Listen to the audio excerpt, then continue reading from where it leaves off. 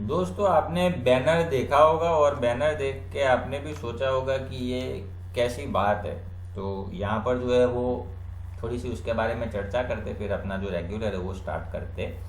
तो यहाँ पर दोस्तों बात ऐसी है कि डीमैट को संभालने का समय आ गया है। संभालना कैसे? आपके पोर्टफोलियो के अंदर आपके डीमैट में बहुत ही बढ़िया बढ़िया अच्छी अच्छी क्वालिटी के शेयर होंगे, लेकिन मार्केट में अब यहाँ पर स्टार्ट हो सकता है बड़ा वाला करेक्शन।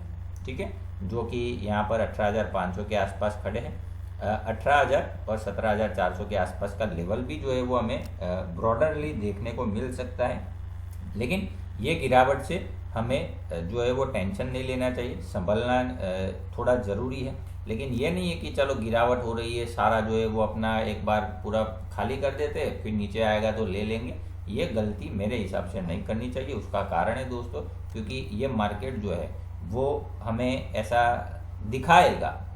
ठीक है, ऐसा दिखाने की कोशिश कर सकता है आने वाले समय के अंदर। मतलब वो समय आ ही चुका है, ऐसा समझिए कि अब यहाँ पर बचने का जो है वो आपको चाहिए। अगर नहीं बचे, किस संदर्भ में मैं बात कर रहा हूँ बचना है, अगर जो है वो हमने एक बार खाली कर दिया तो फिर ये मार्केट शायद दोबारा हमें नीचे लेने का मौका ना दे। तो अगर ये करेक्शन होता है तो उससे हमें कोई घबराना नहीं है, कोई टेंशन नहीं लेना चाहिए। जब तक 17,000 के ऊपर है तब तक बहुत ही बढ़िया बुलिश ट्रेंड के अंदर निफ्टी कामकाज कर रहा है। वो लेवल काटने के बाद वीकली मंथली क्लोजिंग 17,000 के नीचे होता है, वीकली और मंथली, तो फिर हम सोचेंगे कि कोई बड़ी गिरावट हो सकती है या आगे आने वाले समय के अंदर इंडिया के अंदर कुछ खराब हो सकता है। बाकी तब तक कोई परेशानी नहीं है। आप जो है वो यहाँ से मैं निफ्टी को बहुत ही ज़्यादा ऊपर देख रहा हूँ। बहुत मतलब दोस्तों हमारी सोच से भी ऊपर निफ्टी जा सकती है, जितना हम सोच सकते हैं उससे भी ऊपर। तो ये समय जो है वो 500, 700, 1000, 1200 पॉइंट की गिरावट से डरने का नहीं है।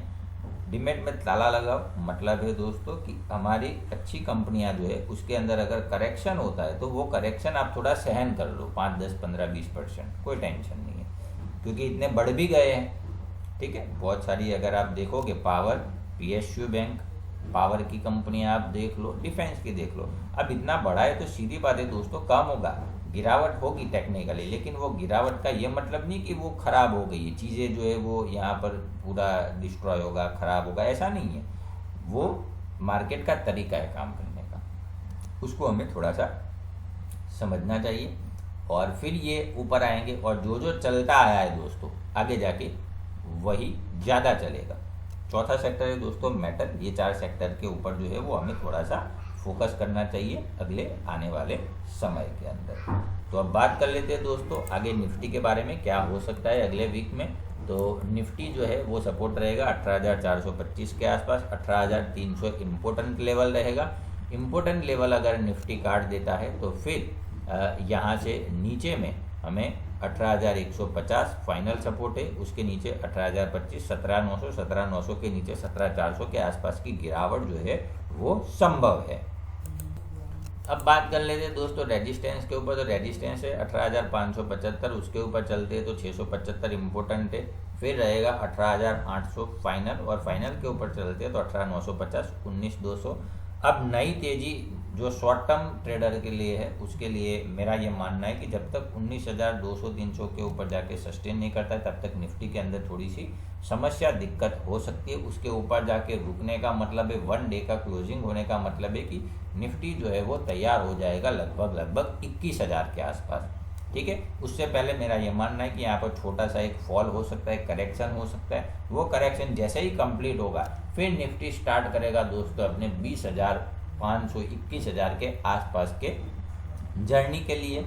और उसके लिए दोस्तों मैं आपको एडवांस में बधाई देता हूँ। ठीक है, तो वीडियो अच्छा लगा हो तो लाइक करें, पहली बार आए तो सब्सक्राइब कर ले दोस्तों। वीडियो सुनने के लिए आपका बहुत बहुत धन्यवाद। और आपको एक चीज़ बता देता हूँ दोस्तों, ये मेरा ओपिनियन है, मेरा निफ्टी को देख के मेरा जो टेक्निकल नॉलेज है उसके हिसाब से मैंने आपको बताया है। आपका रिस्क लेने का तरीका अलग होगा, आपका काम करने का तरीका अलग होगा, उस हिसाब से आप अपने स्वभाव के हिसाब से जो है वो आप अपना डिसीजन ले सकते हैं। शॉर्ट टर्म लॉन्ग टर्म क्या है, ये जो मैंने डिस्कशन किया है वो लंबी अवधि के लिए 5 साल के हिसाब से मैंने आपको अभी छोटा सा बताया। और नेक्स्ट वीक के जो लेवल है वो आपके सामने है कि ऐसा हो सकता है। लंबी अवधि के बारे में मैंने जो है वो छोटा सा आपको मार्केट की साइकोलॉजी बताई शुरुआत के 2.5-3 मिनट में, वो आप लंबी अवधि के लिए आप ध्यान रख सकते हो। चलिए निफ्टी की बात हो गई, फटाफट बैंक निफ्टी के ऊपर चलते हैं। तो बैंक निफ्टी के लिए जो है वो आप यहाँ पर देख सकते हो दोस्तों की सपोर्ट रहेगा 43,550, इम्पोर्टेंट लेवल है 43,200, फाइनल रहेगा 42,950। उसके नीचे जो है वो हम चलते तो 42,600, 42,250। बैंक निफ्टी में भी करेक्शन होने की उम्मीद है, क्योंकि बैंक निफ्टी ज़्यादा चढ़ा है, उसमें थोड़ा करेक्शन भी हो सकता है। रेजिस्टेंस बैंक निफ्टी में है 43,750, उसके ऊपर चलते तो 44,50, फाइनल रहेगा 44,300, 44,600। उसके ऊपर चलते तो 45,050। बड़ी तेज़ी हो सकती है दोस्तों 44,200-300 के लेवल के ऊपर। जब तक उसके ऊपर जाके रुकते नहीं है, टिकते नहीं है, तब तक जो है वो हमें तेज़ी में थोड़ा सा बैंक निफ्टी में रुकावट आ सकती है, क्योंकि अब वो एक अच्छे रेजिस्टेंस के आसपास खड़ा है और यहाँ से नॉर्मल करेक्शन भी हो सकता है। लेकिन हम इसको मैं एटलीस्ट इसको करेक्शन कंसिडर करता हूँ। इसको कोई नेगेटिव ट्रेंड, गिरावट हो गई, टॉप लग गया, ये वाले खेमे में मैं नहीं हूँ अभी, जब तक निफ्टी 17,000 होल्ड कर रहा है। ठीक है, ब्रॉडरली हमें जो है वो देखना है कि मेजर ट्रेंड क्या है, 5 साल के लिए क्या दिखता है। ठीक है, छोटा मोटा करेक्शन बीच बीच में होता रहेगा, सेक्टर वाइज, स्टॉक वाइज, अलग अलग काम है। निफ्टी कभी नीचे होता है तो कुछ स्टॉक भी ऊपर होते हैं, तो स्टॉक का काम अलग है, निफ्टी का अलग है।